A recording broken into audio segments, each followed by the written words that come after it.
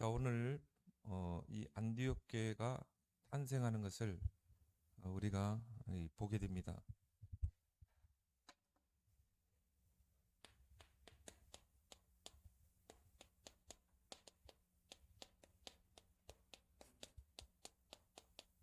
이 안디옥 교회는 정말 이제 이 이방 선교의 큰 문을 여는, 유대인의 틀을 깨고 이방 선교의 방향 맞춘 교회예요.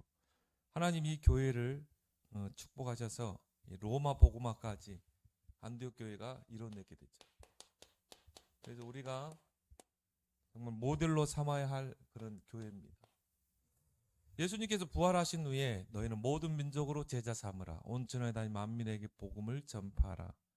그리고 승천하시기 전에도 오직 성령이 너희에게 임하면 권능을 받고 예루살렘, 유대, 사마리아 땅까지 이르러 내 증인이 되리라.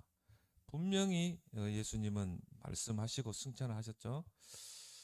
근데 이 오늘 19절에 보니까 그때 스데반의 일로 인하여 스데반의 일로 일어난 환란으로 말미암아 흩어진 자들이 그랬죠. 이 예루살렘 교회, 마가다락방 교회가 이제 마가다락방에서 오순절 역사와 함께 시작되죠. 그런데 마가다락방 교회가 예루살렘에만 머물러 있는 것입니다.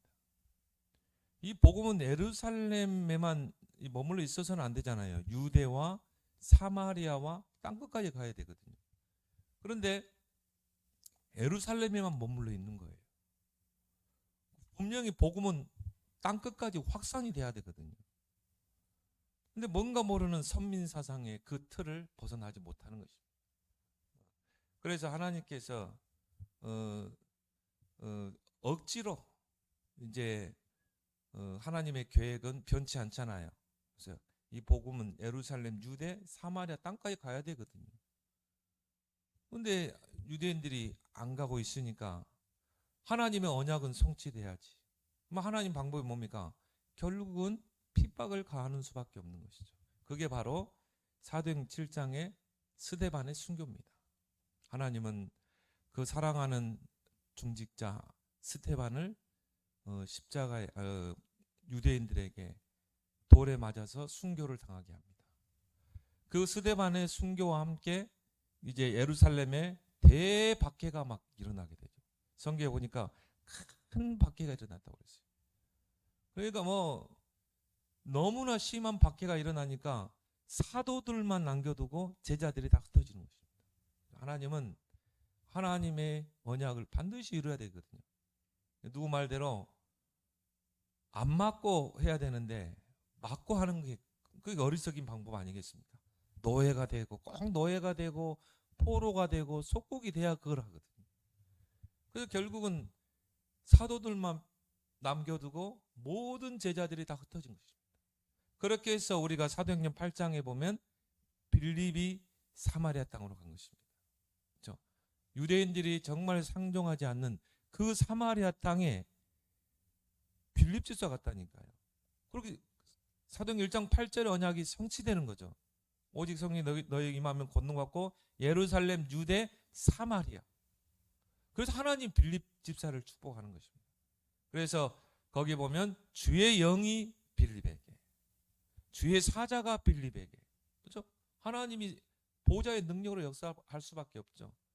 그래서 거기서 그리스도를 전파하니까 그 사마리아에 있던 사람들이요, 정말 중풍병자가 일어나고 이 복음을 받고 귀신이 떠나가고 많은 사람이 죽게 돌아오고 그 성에 큰 기쁨이 넘치니라. 그리고 이제 사도행전 9장에 보면 이런 아나니아라는 중직자가 다메섹을 지역을 놓고 거기서 망대를 세우고 파수꾼의 사명을 감당하고 있는 것입니다. 그럼 하나님이요 그 다메섹에서 바울을 꺾잖아요. 그렇게 해서 아나니아에게 제자에게 붙여서 그 팀 사역을 통해서 핍박자가 전도자로 바뀌게 되죠. 그리고 사도행전 9장에 보면은 애니야 또 요빠의 다비다 이런 흩어진 제자들이 곳곳에서 망대를 세우고 말씀운동 파수꾼의 사명을 감당하는 것입니다. 또 우리가 이번 주에는 요빠 지역에 베드로가 거기서 피장 시몬을 찾아내서 그 피장 무두장의 피장의 시몬의 집에서 말씀 운동을 펴죠. 하나님이 중요한 인물, 그 고넬료, 이달리아대 백부장, 황제가 파송한 그 백부장을, 가이사라에 있는 백부장을 환상 중에 베드로를 만나게 해서 복음을 받게 하죠. 하나님이 그를 기뻐하는 거죠. 근데 오늘 여기 보니까요, 그때까지는 다 유대인들에게 복음이 증거되어 있어요. 근데 오늘 스데반의 환란으로 일어난 환란으로 막 흩어진 자들이 베니게와 고브로와 안디옥까지 이르러 유대인에게만 말씀을 전하는데, 자, 평신도 중심의 교회죠. 평신도들이 움직여서 결국은 안디옥까지 이르러서 복음을 증거하게 된 것입니다. 근데요, 자, 여기에도 보면은 선민 사상이 묻어 있는 걸 보게 되죠. 유대인에게만 복음을 전했어요. 말씀. 그런데 중요한 게 20절입니다. 그 중에 구브로와 구레네 몇 사람이 안디옥에 이르러 헬라인에게, 이방인에게, 최초의 이방인에게 복음을 전했다. 헬라인에게도 말하여 주 예수를 전파하니. 여기서부터 중요한 단어들이 많이 나오죠. 주의 손이 그들과 함께하고 수많은 사람이 돌아오고, 22절에 보니까 막 지역이 소문나고 하나님의 은혜가 보이고, 그렇게 세워진 교회가 바로 안디옥 교회입니다. 그렇게 해서 예루살렘 교회가 이 소문을 듣고, 오늘 22절에 예루살렘 교회가 이 사람들의 소문을 듣고, 이방인들이 안디옥에서 복음을 받았다, 이 소문을 듣고 누구를 보냅니까? 바나바 목사를 안디옥까지 보낸 것입니다. 가서 보니까 흩어진 평신도들이 그 안디옥에서 이방인들에게 복음을 전해서 큰 무리의 이방인들이 모여들고 평신도 중심의 교회를 하고 있는 것입니다. 평신도들이 모여서 예배를 드리는 거예요. 그러니까 이 바나바가 다소에 있는 바울을 데리고 같이 이제 안디옥으로 가게 되죠. 그렇게 하면서 사도행전 13장에 보니까 이제 이방 선교회, 선교를 향한 선교팀이 구성되는 것입니다. 그래서 자, 안디옥 교회는 어떤 교회인가? 왜 하나님이 안디옥 교회를 쓸 수밖에 없는가? 자, 안디옥 교회는 평신도 중심 교회다.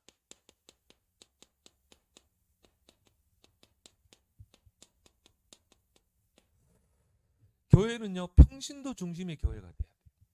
그래서 평신도를 깨워야 됩니다. 이게요, 교회 부흥의 키가 되는 것입니다. 평신도를 깨우는 교회는 반드시 부흥이 되게 돼 있어요. 그래서 왜 평신도를 깨우면 교회가 부흥이 되는가? 평신도는 현장을 가지고 있잖아요. 그렇죠? 뭐 사업하면 사업 현장, 직장에 있으면 직장 현장, 나의 업을 가지고 있잖아요. 그러니까 평신도는 현장을 가지고 있는 것입니다. 6일 현장을 가지고 있는 거예요. 그래서 한 지역을 살릴 수 있어요. 그 평신도가 어느 지역에 거기서 뭐 사업을 하고 있다, 어느 지역에 직장을 다니고 있다, 한 지역의 축복을 누릴 수 있는 것입니다. 그리고 뭡니까? 평신도는 뭘 가지고 있습니까? 업을 가지고 있잖아요. 업과 기능을 가지고 있어요. 그 업을 가지고 생명운동, 제자운동 하는 것입니다. 나의 그 기능을 가지고 이 복음운동, 생명운동을 하는 것입니다. 그래서 이 나의 업을 가지고 이 전도의 문을 열고, 기능을 가지고 전도의 문을 닫고, 그러면 이제 계속 현장이 살아나게 돼 있어요. 그 현장에 있는 지역이 살아나는 것입니다. 그래서 예를 들어서 의술이 있고, 그거면 뭡니까? 나의 직업이 의사예요. 나의 기능이 의술. 그것 가지고 우리는 평신도를 깨우면 어떻게 됩니까? 그걸 가지고 오는 환자들에게 복음을 전하고 또 제자를 세울 수 있는 것입니다. 그러니까 평신도를 깨우면 교회가 성장할 수밖에 없는 것이죠. 그래서 이런 업과 기능이 전도의 큰 무기가 되는 것입니다. 그래서 이 평신도 한 사람이 내가 있는 현장에서 사모눈을 누리면서 말씀, 기도, 전도 중심으로 또 말씀 스케줄, 기도 스케줄, 전도 스케줄을 가지고 정말 전도자의 삶을 살도록 세워야 된다. 그리고 뭡니까?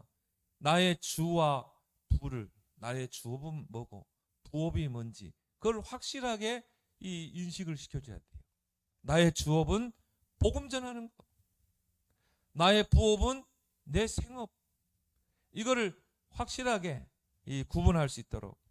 그래서 내가 있는 그 지역에서 사모노를 가지고 정말 전도자의 삶을 살도록, 그걸 가지고 지역 도표를 그리고, 내가 직장에 있다, 직장 도표, 내가 어느 지역에 살고 있다, 지역 도표를 그리고, 분명히 하나님의 계획이 있잖아요.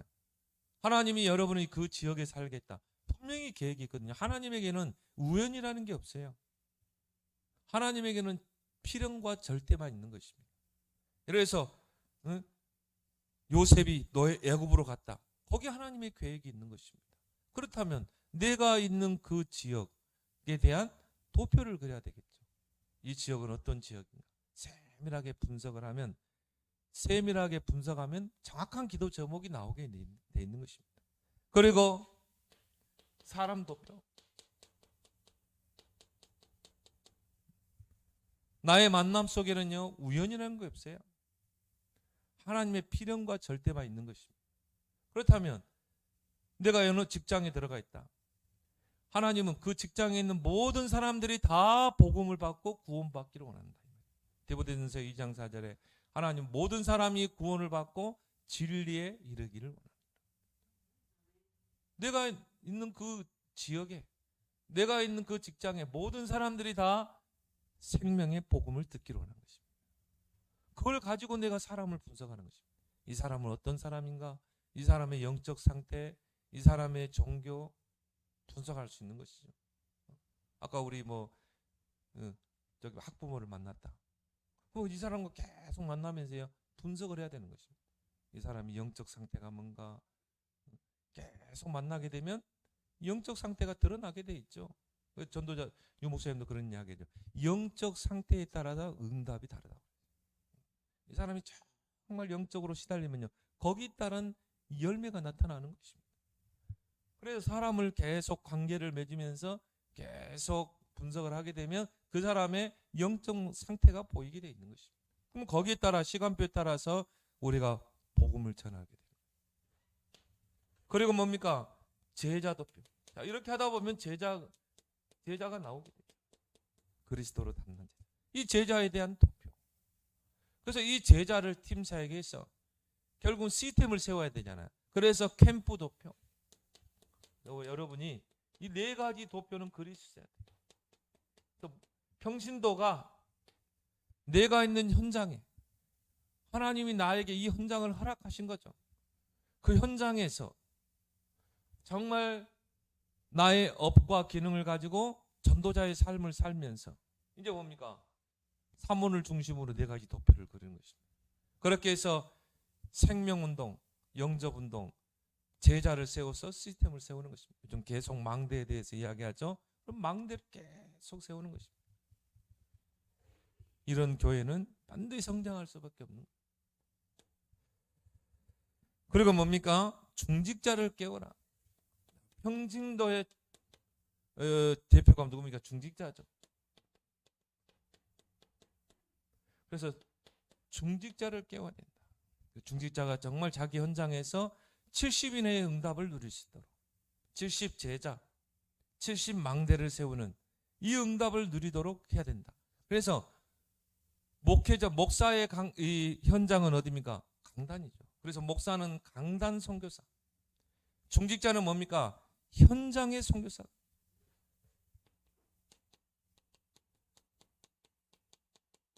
사도행전을 보면요, 중직자 중심으로 한 지역을 다 이 망대를 세우고 파수꾼의 사명을 감당하잖아요.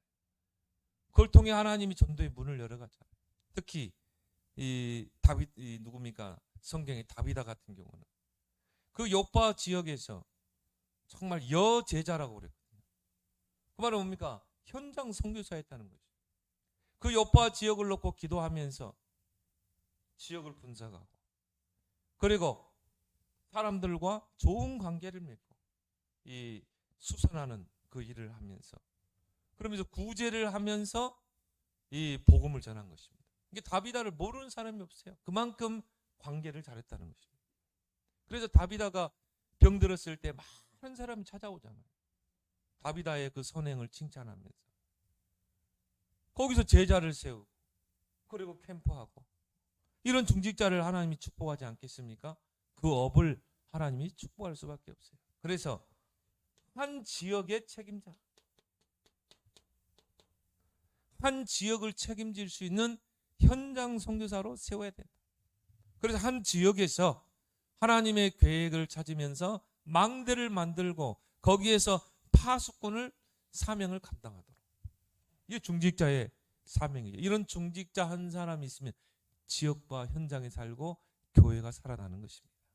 그 아나니아라는 그 중직자 한 사람이요, 다메섹을 가슴에 품고 기도하니까 시대적인 전도자를 붙이잖아요. 아나니아에. 아무나 붙이겠습니까? 그만큼 아나니아의 영적 상태를 우리가 볼 수 있겠죠.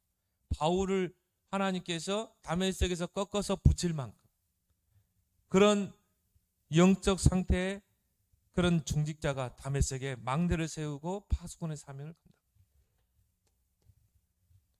사도행전 8장에 보니까 누굽니까? 빌립 집사. 이런 빌립 집사를 하나님께서 사마리아 지역에 딱 파수꾼으로 세우게 되는 것입니다. 또 사도행전 9장에 보니까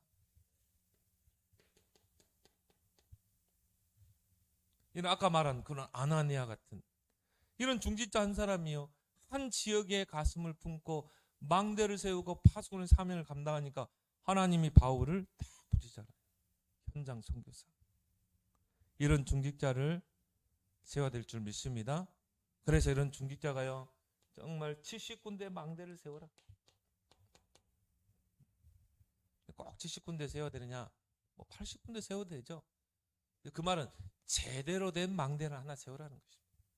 그 지역을 놓고 기도하면서 망대를 세워서 파수꾼을 찾아 세우라는 것입니다. 파수꾼의 사명 3가지 있죠. 여호와로 쉬지 못하시게 하라. 이게 파수꾼의 사명이에요.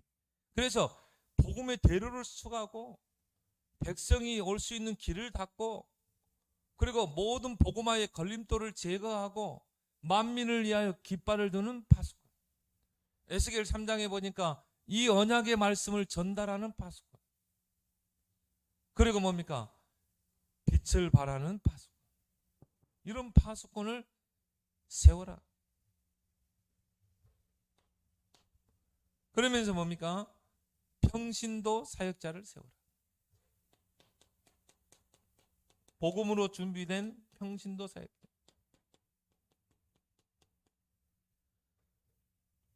성경에 보니까, 사도행전을 보니까 다 평신도들이 현장에서 말씀 사역을 통해서 현장을 살리고 제자를 세우는 사역을 했죠. 그래서 평신도 사역자를 많이 세워야 돼요. 그래서 구원의 길, 누구를 만나도 구원의 길을 가지고 생명운동, 영접운동을 일으킬 수 있는 이런 평신도 사역자. 전도운동의 시작이 영접운동 아닙니까? 영접운동을 계속 펴다 보니까 거기서 다락방, 개인 다락방이 이루어지죠. 개인 양육을 계속 하다 보면 그 중에 하나님이 영세전에 감춰진 그런 루디아 같은 제자를 드러나게 하는 것입니다. 그래서 개인 양육, 그리고 사모는, 이런 사역자를 교회 안에 세워라. 그럼 이 사역자가요, 평신도 사역자가 내 현장에서 만나는 사람 관계 맺으며 지역을 놓고 기도하면서 만나는 사람 시간표에 따라서 관계 맺으면서 영접운동, 그 개인 양육, 사문을 가지고 정말 이 사람의 삶을 치유하고 세우는가. 한 개인이 사문을 계속 지속하게 되면요, 삶이 치유되게 돼 있습니다. 각인 뿌리 체질이 바뀌게 돼 있어요. 이런 평신도 중심의 교회였다. 하나님이 이 안디옥 교회를 세계복음화에 쓸 수밖에 없는 것이죠. 그래서 우리 렘넌트들이요, 지금 렘넌트 때부터 이 세 가지가 정말 각인되도록 해야 돼요. 구원의 길. 그래서 우리가 지금 렘넌트 예배 때 계속 한 명씩 하는 이유가, 결국은 이들이 세상에 나갔을 때 진짜 사람들 만나서 구원의 길을 전달할 수 있어야 되거든. 영접 운동이 일어나야 되거든. 그 여러분들이 또 개인 양육, 복음 편지를 가지고요, 그런 복음 편지를 확인할 수 있도록, 그리고 삼원을 중심으로 하루를 살도록 지금부터 세 가지 집중시켜야 될 점 있습니다. 그러면 이제 앞으로 뭐 목회자가 되든 아니면은 평신도가 되든 중직자가 되든 반드시 현장에서 생명운동, 제자운동 일어나게 되는 것입니다. 그리고 안디옥 교회는 어떤 교회입니까? 이방 선교의 방향 맞춘 교회.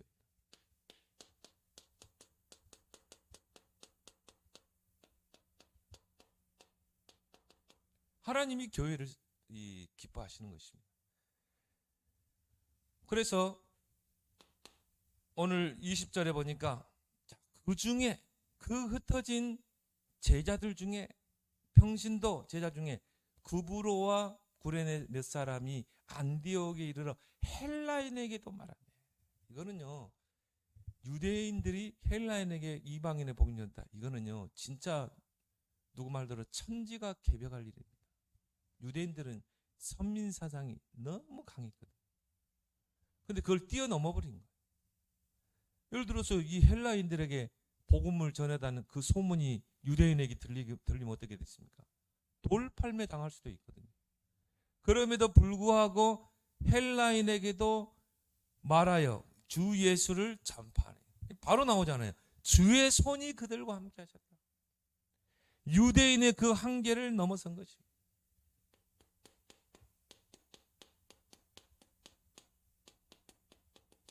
유대인의 한계를 넘어서서 이방인들에게 복음을 전한 거예요. 유대인의 한계가 뭡니까? 선민사상.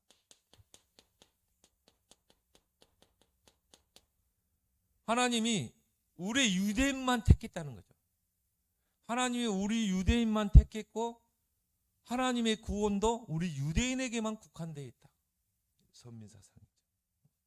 이게 오랫동안 이게 복음 놓치니까 그러죠. 복음 놓치고 전도와 선교 놓치니까요. 선민사상이 완전히 굳어진 것입니다. 그리고 유대 우월주의. 우리 민족은 우월한 민족이야. 이런 민족 사상이죠. 이게 딱 굳어져 있는 거예요. 그 한계를 깨지 못하는 것입니다. 그 틀을 깨지 못하는 거예요. 그리고 뭡니까? 율법주의.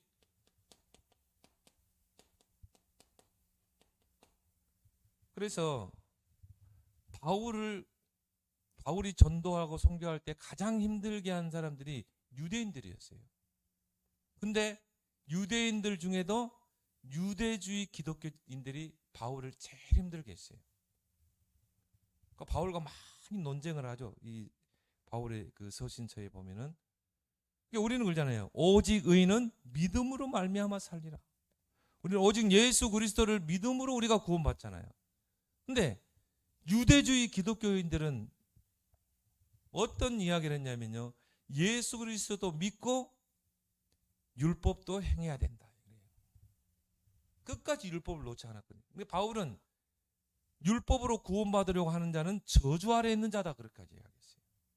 근데 유대인들은요, 예수 그리스도만 믿고 우리가 구원받는 게 아니라 율법도 지켜야 된다.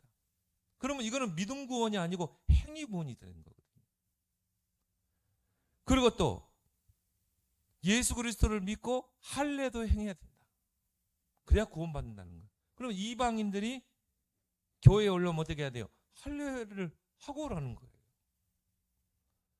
얼마나 못된 사상입니까? 그래서 이방인들의 오히려 짐을 지우는 것입니다.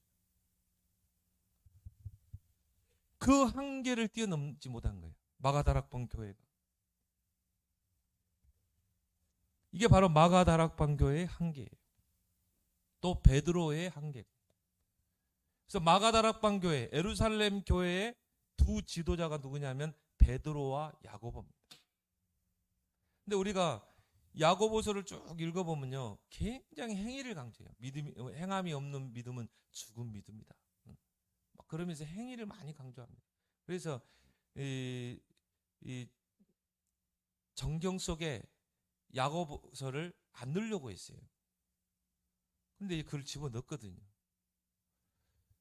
그래서 지푸라기 서신이라고 그러죠. 왜냐? 행위를 많이 강조하니까. 근데 가만히 읽어보면 그런 거죠. 너희들이 막 믿음이 있다 해놓고 그냥 게으름과 나태함, 전혀 행함이 없는 그런 믿음은 죽은 믿음 아니냐, 잖아요. 그거를 이제 강조하다 보니까 좀 이제 행함을 좀 이야기했다 뿐이죠. 특히 이 예루살렘 교회에 그 야고보의 제자들이 이제 강조했던 게 뭐냐? 율법도 지켜야 되고 할례도 행해야 된다. 요거를 지나치게 강조했어요. 야고보와 그 제자들이. 그래서 갈라디아 2장에 보면은 베드로가 안디옥에 가서 이방인 집에서 이방인이 복음을 받고 이제 거기서 영접을 한 것 같아요. 그 이방인 집에서 이방인들과 함께 식사를 한 것입니다. 식사를 하고 있는데 야고보의 제자들이 온 거예요. 문을 두드린 겁니다. 그러면 베드로가 어떻게 해야 돼요? 베드로는 예루살렘 교회 지도자 아닙니까? 우리가 그들을 반갑게 맞이해야 되겠죠. 이방인이 바로 복음 받았다는데 대문을 두드리고 보니까 야고보의 제자들이. 그러니까 베드로가 몸을 피한 것입니다. 왜? 야고보에게 책망들을. 그래서 그걸 가지고 이제 이 바울의 큰 책망을 받습니다. 갈라디아 2장에서 보면은 네가 사도로서 그 제자들 앞에서 이 못할 짓을 했다는 것이죠. 그러면서 바울이 막 베드로를 심하게 꾸짖습니다. 책망을 하죠. 바울은요, 아니면 잘못된 거는 그대로 지적한 직선적인 사람이었어요. 어떻게 보면은 바울보다 대사도가 바로 누굽니까? 베드로잖아요. 그런데 복음의 진리에서 벗어났을 때는 그대로 책망하는 것을 보게 됩니다. 그래서 갈라디아 2장에 보면 바울이 그 베드로의 잘못된 것을 막 꾸짖으면서 이 책망을 하게 되죠. 근데요, 중요한 건 뭡니까? 이 베드로가 사도행전 12장 이후로 등장하지 않습니다. 사도행전 12장에 베드로가 감옥에 갇히게 되죠. 예루살렘 교회가 기도하고 바울이 옥문을 열고 나오잖아요, 베드로가. 근데 사도행전 12장 이후로는 베드로가 사도행전에 등장하지 않습니다. 그건 뭡니까? 하나님이 베드로를 거기까지 쓰는 거예요. 왜? 그릇이 안 됐거든. 아직도 생각 속에는 뭐가 있다고요? 유대인의 사상. 여기 있었던 것입니다. 그래서 요즘 이제 유 목사님 동기에 대해서 많이 강조하죠. 이번 그 새가족 수련회에도 1강에서 거의 뭐 3분의 1을 동기에 대해서 동기. 그런 복음 아닌 다른 동기. 그걸 가지고 있으면 절대 성령이 역사하지 않는다. 왜? 성령은 동기에 속지 않거든. 그러니까 하나님이 쓸 수가 없는 거죠. 오직 그리스도, 오직 하나님 나라, 오직 성령. 왜 다른 동기로 있으면 하나님이 쓰시고 싶어도 쓸 수가 없는 것입니다. 베드로가 사도행전 12장 이후로 사도행전에 등장하지 않고 바울이 등장하죠. 왜? 바울은 오직 이방인 선교. 이걸 보면서요, 이 안디옥 교회는 이걸 뛰어넘었다. 유대인의 한계를. 근데 즉시 오늘 21절에 보니까 주의 손이, 이 단어들을 잘 보시기 바랍니다. 주의 손이 그들과 함께 있다. 그래서 여러분 이걸 보면서요, 하나님의 역사, 그렇죠? 하나님의 역사가 안디옥 교회에 임한 것입니다.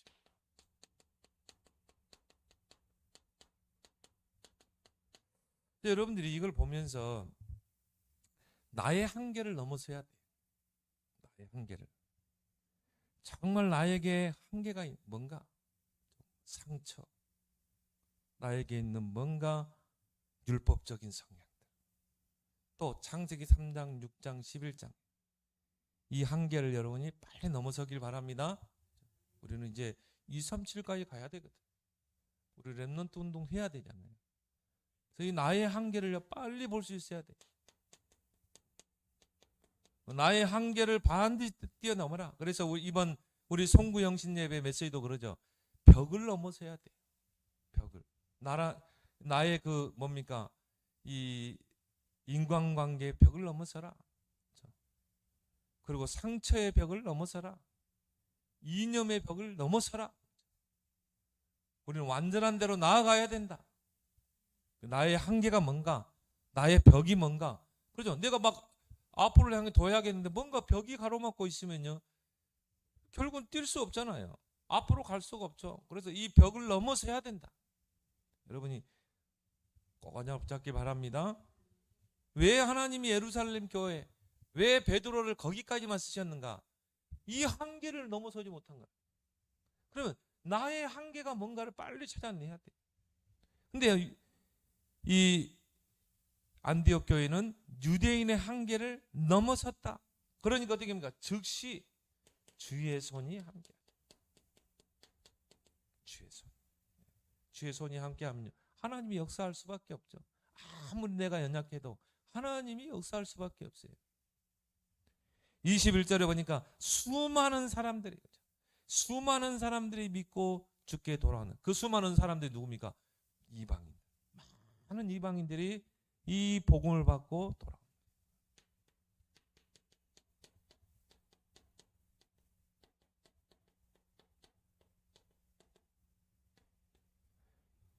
그러니까 지역에 소문이 나죠. 예루살렘 교회가 이 사람들의 소문을 듣고 그 소문이 예루살렘까지. 단어들을 잘 보세요.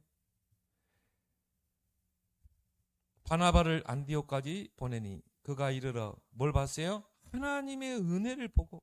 하나님의 은혜가 충만한 교회였다.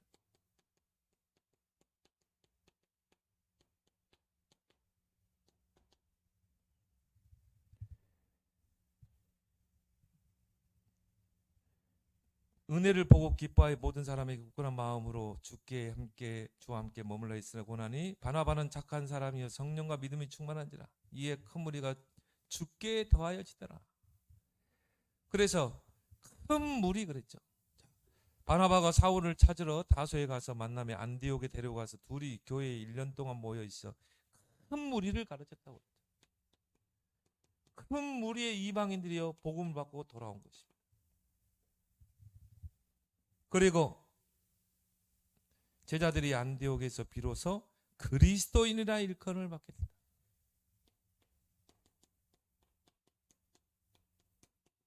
안디옥 사람들이 그 제자들을 보고 이 사람들은 정말 그리스도의 사람이다. 그걸 다 인정하게 되는 것입니다. 그럼 어떻게 되겠습니까? 많은 사람들이 돌아오는 역사가 일어나겠죠. 27절 30절에 보니까 그때 큰 흉년이 이제 일어나게 됩니다. 그래서 이 28절에 보니까 천하에 큰 흉년이 들리라 하더니 글라우디오 때에 그렇게 되니라. 근데 예루살렘 교회가 경제적으로 많이 어려운 거예요. 이 안디옥 교회가요 돈을 모아가지고 제자들이 각각 그 힘대로 유대에 사는 형제들에게 부조를 보내기로 작정하여 이를 실행하여 바나바와 사울의 손으로 장로들에게 보냅니다. 오히려 안디옥 교회가 정말 돈을 모아서 예루살렘 모 교회를 도우는 것입니다. 빛의 경제가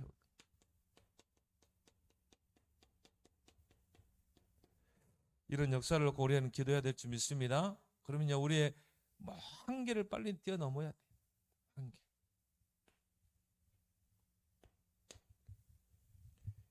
이 안디옥 교회가 이제 이방 선교의 방향을 맞추고 팀을 구성합니다. 이게 바로 사도행전 13장입니다. 그래서 5.1조 팀이 딱 조직되죠. 5.1조 팀이 딱 조직돼서 거기에 바나바와 바울을 팀을 엮어서 이제 선교사로 파송하게 됩니다.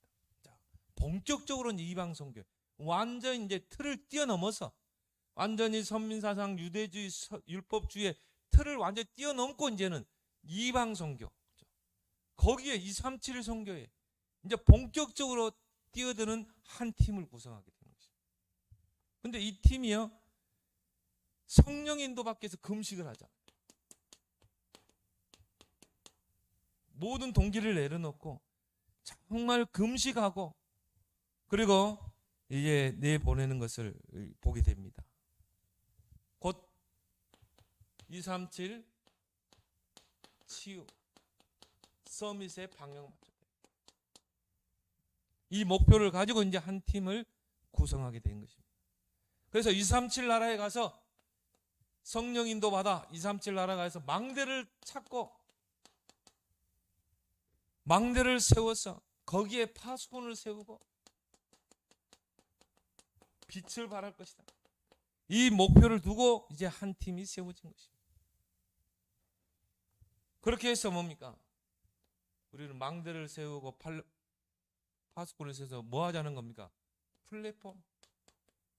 복음운동의 플랫폼. 파수대. 우리가 망대를 세우는 목적이죠.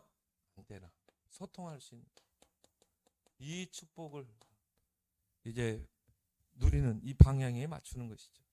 그래서 이 팀들이 사도행전 13장에 파송이 돼가지고 이제 어디로 갑니까? 마게도냐로.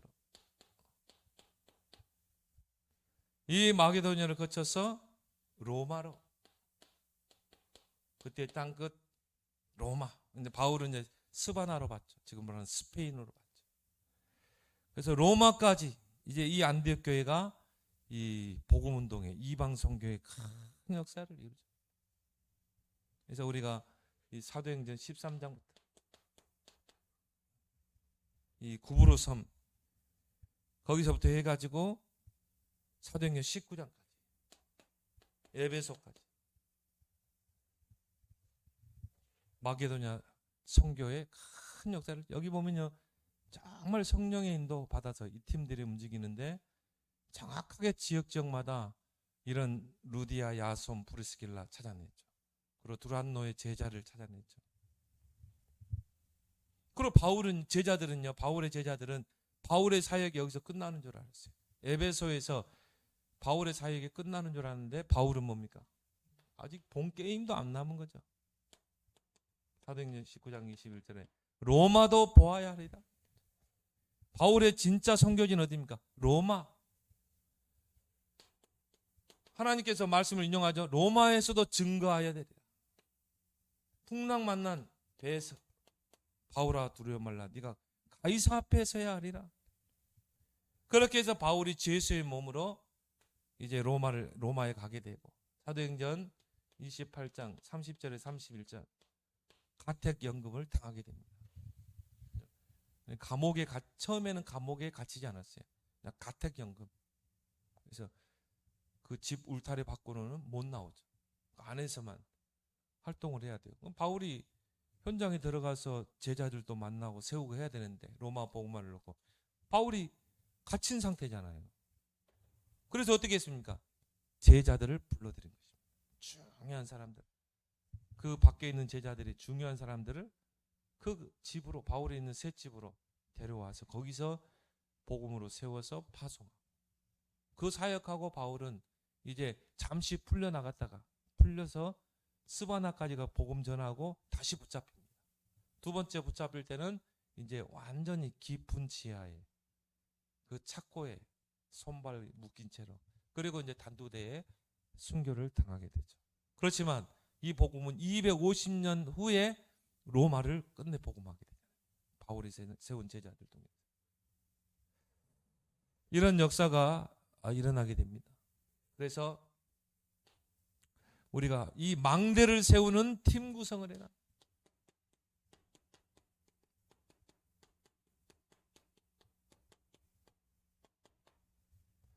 망대를 세우는 팀구스. 그래서 교회 안에요. 정말 이런 평신도 중심으로 한 팀만 딱 세워집니다. 근데 오늘 여기 사도행전 13장에 안디옥 교회 선지자들과 교사들이 있으니 바나바와 니게르라 하는 시몬과 구레네 사람 누게와 분봉왕 헤롯의 젖동생 마나엔과 사울이라. 자, 오늘 5명이 나오죠. 자, 바나바는 유대인입니다. 유대인으로서 구브로 사람이에요. 니게르라 하는 시몬과 구레네 사람 루기오 흑인입니다. 또 문헌에 보니까 노예였어요. 자, 노예이면서 흑인. 그때 당시에도 흑인들은 노예였잖아요. 그런데 그런 노예이면서 흑인이 이 팀 속에 들어왔다니까요. 그러니까 이거는요, 뭔가 모르는 신분의 틀, 뭔가 모르는 차별의 틀을 다 넘어서 버린 거예요. 그때 당시에는 봉건 시대 아닙니까? 그 봉건 시대를 뛰어넘었다니까요. 그리고 오늘 누가 나옵니까? 분봉왕 헤롯의 젖동생 마나에. 헤롯 누굽니까? 정말 초대교회를 핍박했던 헤로당. 야고보를 처형했던, 순교시켰던 그 헤로당의 젖동생 마나엔이 그 팀 속에 들어온 것입니다. 사울은 누굽니까? 정말 예수 믿는 사람 핍박하고 교회를 잔멸하는데 앞장섰던 일. 우리가 볼 때는요, 전혀 한 팀이 될 수 없는 그런 조화. 그렇지만 중심이 뭡니까? 오직 그리스도, 오직 하나님 나라, 오직 성령의 때. 그러니까 성령 안에서, 복음 안에서 딱 한 팀이 되는 거죠. 그래서 얼마만큼 한 팀이 됐냐면요, 금식할 정도, 성령의 인도받기 위해서 금식할 정도. 이 한 팀이 세워지니까 하나님이 마게도냐 문을 다 열어버린 것입니다. 로마의 문을 열어버린 것입니다. 이런 한 팀을 놓고 우리는 기도해야 될 줄 믿습니다. 이 한 팀은 뭔 일이죠?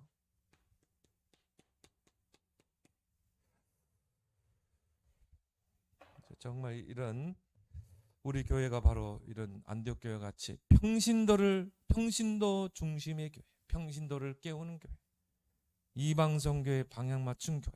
우리는 중앙아시아 5개 나라 가슴에 품고 또 이런 한 팀이 구성될 수 있도록 우리 함께 이 시간에 기도하겠습니다.